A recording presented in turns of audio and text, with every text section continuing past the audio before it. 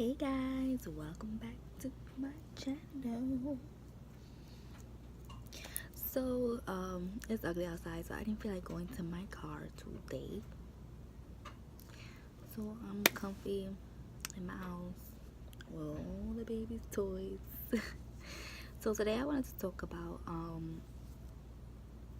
when Adanie broke her arm.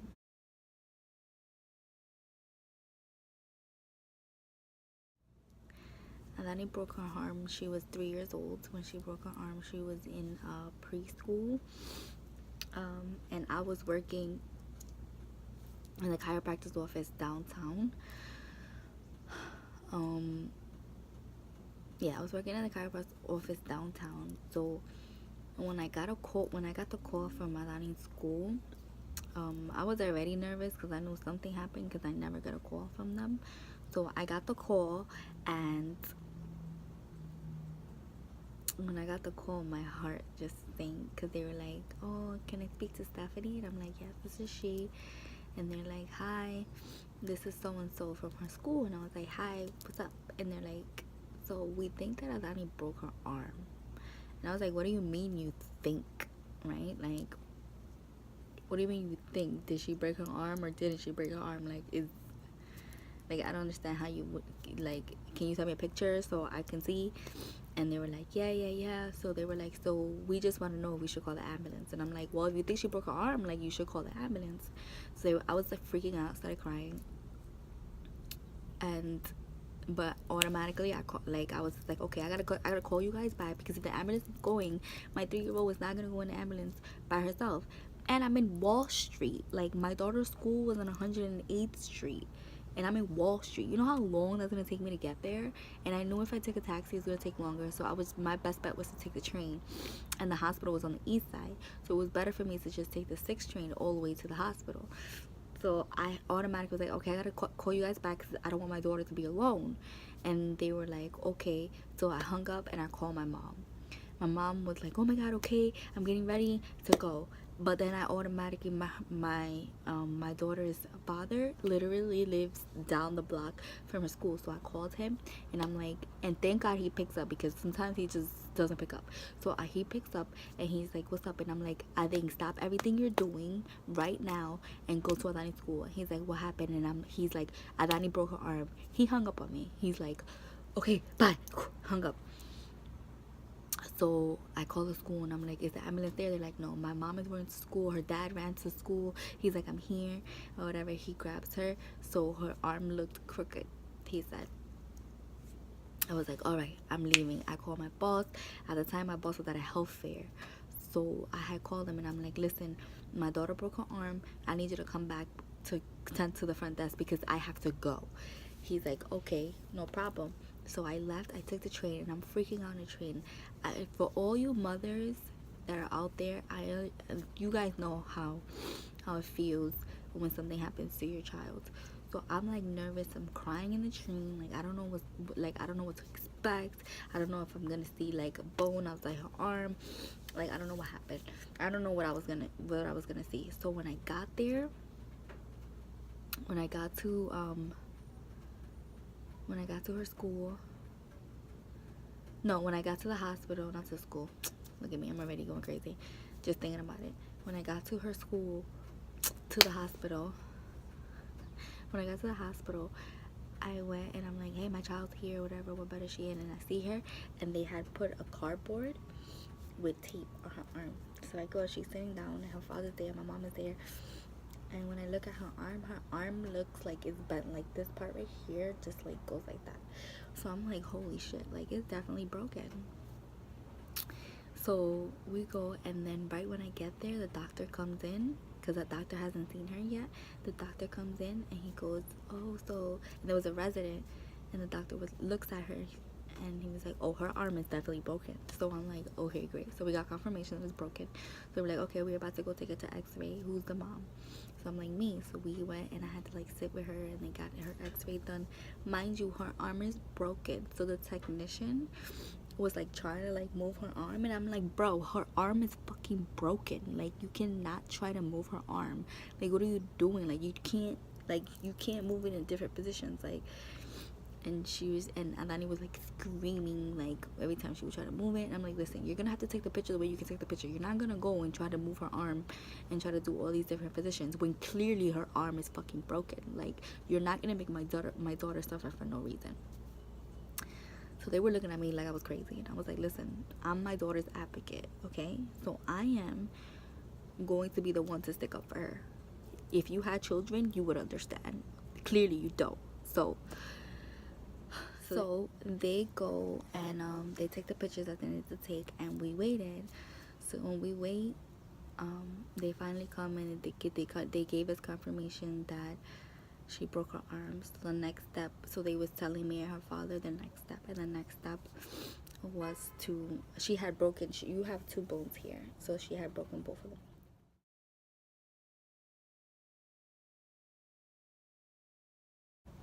And they had told us that basically they had to adjust it back into place. So they had to basically, just because it was out of place, they had to put it back to place so that they could put the cast on.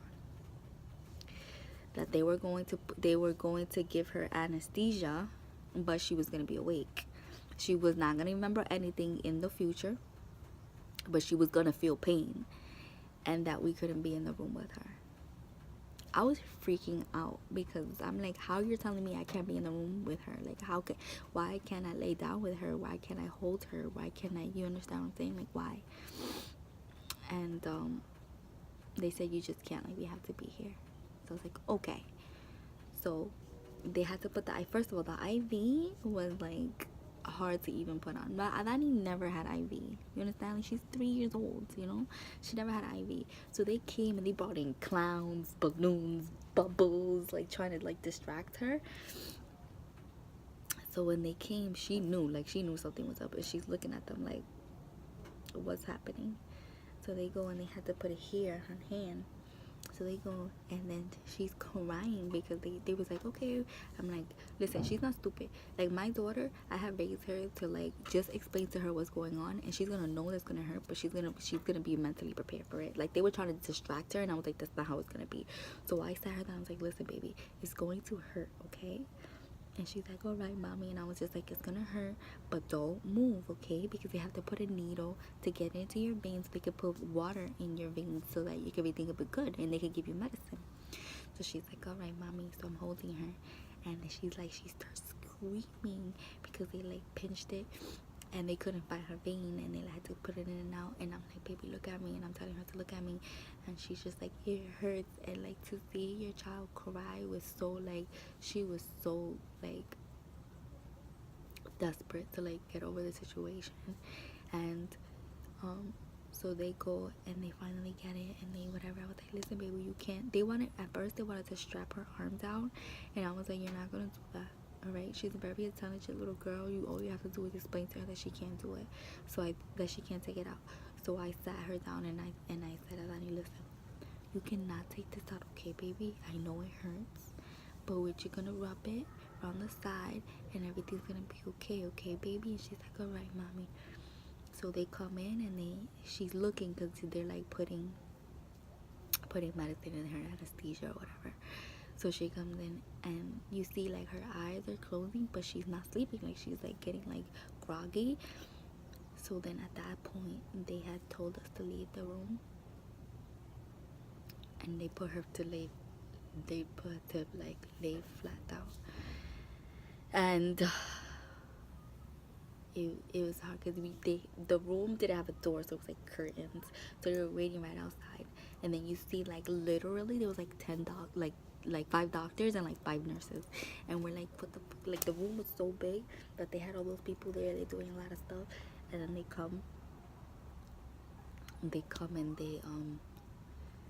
they all come in, and all of a sudden you hear that scream, and that's when they pop back her arm, like screaming, my mommy.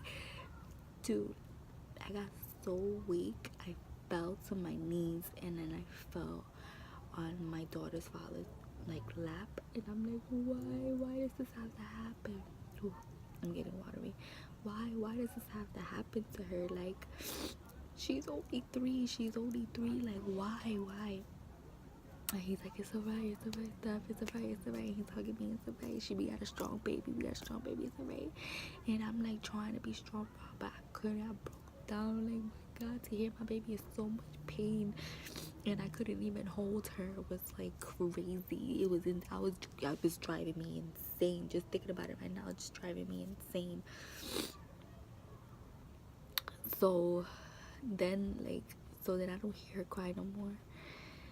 And she's like I hear her, but she's not like hysterically crying. She's just like, oh, about my mommy, about my mommy. So the doctor comes out, and I go in, and I'm like, listen, I can't wait out there anymore. They were like, it's fine, we're finished. So I go and I grabbed her. And I see her. She's crying, and she's crying. She's like, mommy, mommy. And then she starts calling my ex's name. And she's like, I want Henji, I want Henji, I want Henji.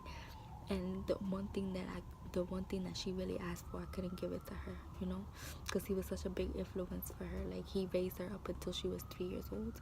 So the fact that was hurting her, and she wanted somebody, and I couldn't give her that person, that drove me insane.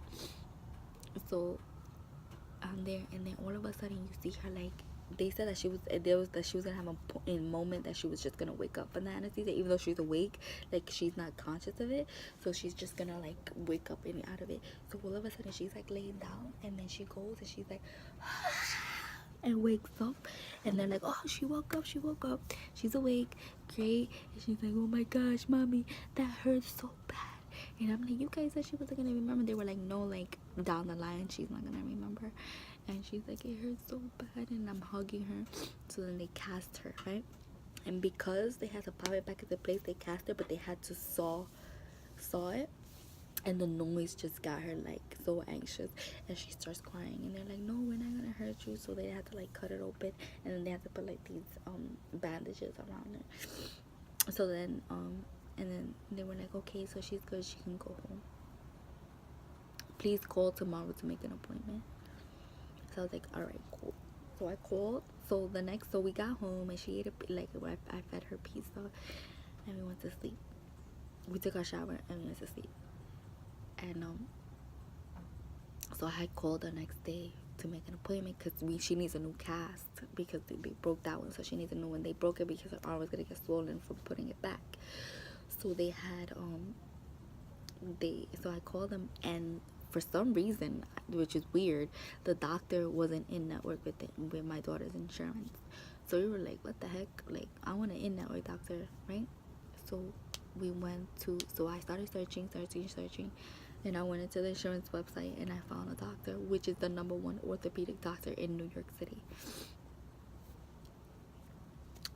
So I go over there, and it's on the east side, and it happens to be in the hospital for special surgery, where I work now, actually, guys. So we went over there, and it was actually like New York Presbyterian. It was basically Cornell Hospital, but they're all affiliated. So we go, and we went there, and the doctor's like, first of all, I got a bad vibe from him at first, because he came in and he was like, why is she not wearing a sling? And I was like, well, they didn't give me a sling. In the ER, and I asked for one, so she wears it, but they didn't tell me she had to wear it. And he was like, I doubt that. I was like, you're trying to say that I'm lying? And he just looks at me, and my mom is like, relax, like, don't go crazy. I was like, no, he's trying to say I'm lying. Like, I'm a great parent. You're not gonna tell me that I don't follow directions. Like, so she goes and gets the x-ray, and they see like, okay, and then he comes in, he's like, all right, we have strict directions for you. And I'm like, all right. He's like, we're gonna put her in a sling. She cannot jump, she cannot run, she cannot do any of the above. She has to stay still for a few months. And I was just like, whoa, like, that's gonna be hard. She's 3 years old. Like, all they do is run and jump and do all this other stuff. He's like, well, she can't anymore, not right now, so you have to monitor her and make sure. I was like, okay. So she picked her cast, and she wanted a rainbow cast, and it was the cutest cast ever.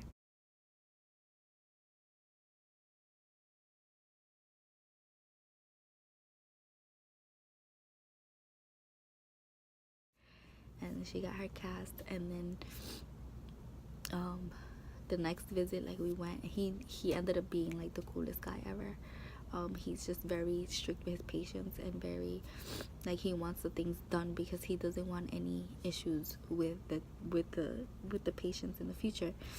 So he ended up being very cool, and he loved Adanie. Everything that he told Adanie to do, she would do. And he was like, wow, she's so smart and intelligent. I was like, oh, thank you. Adanie lasted 4 months with her cast, and on her birthday, I was so upset because I was like, damn, she's gonna have her cast for her birthday. But actually, he took off the cast and just gave her a brace. So all she had to do was wear a brace for her birthday. And it was like the most terrifying thing to see your 3-year-old in pain and with a broken arm. Like, she was so perfect, and now there's something wrong with her. That was like mentally like disturbing. Like, it broke my heart. Like, it was just everything, all the above. So, and at that point I felt like a bad mom. Like, why did she go to that school? What's wrong with me? But then I realized there's just some things that are out of your control. You understand? Like, she was in school, she jumped at the park, she fell on her arm, she broke her arm, and that's what happened. Like, you know, stuff happens, you know. And I'm not the type of person that's gonna go and sue the school. Like, I'm not gonna do that, because at the end of the day, it's not their fault. My daughter was being a child, you know. Then she was jumping around, she was doing her thing, she just happened to fall, and she felt bad, and she fell on her arm, and she broke her arm. So that, just doing that, just being there for her, just basically giving her the love and the support and following directions was hard in itself, just because I'm a full-time mom. When she was in school, the school had to follow directions. It was just a whole big other thing.